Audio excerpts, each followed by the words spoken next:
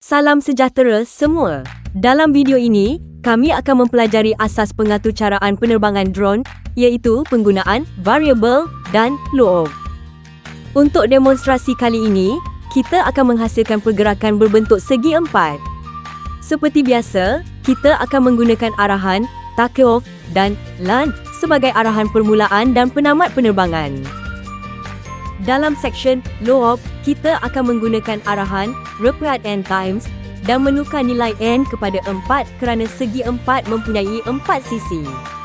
Di dalam arahan loop tersebut, kita akan memasukkan arahan fly forward dan yaw right serta menukar nilai jarak daripada 20 inci kepada 100 cm.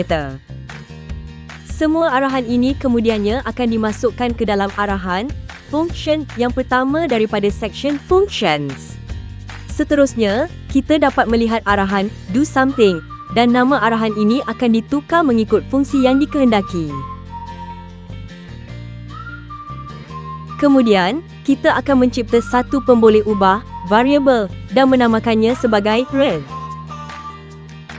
Selepas itu, kita akan menetapkan nilai kepada pemboleh ubah red tersebut.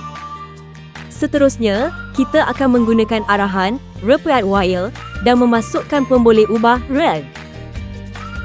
Di dalam arahan ini, kita akan memasukkan fungsi square diikuti dengan arahan change variable serta arahan fly up.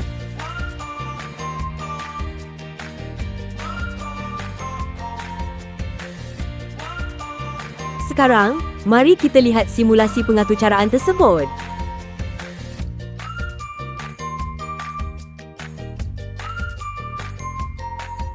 Sekian, terima kasih.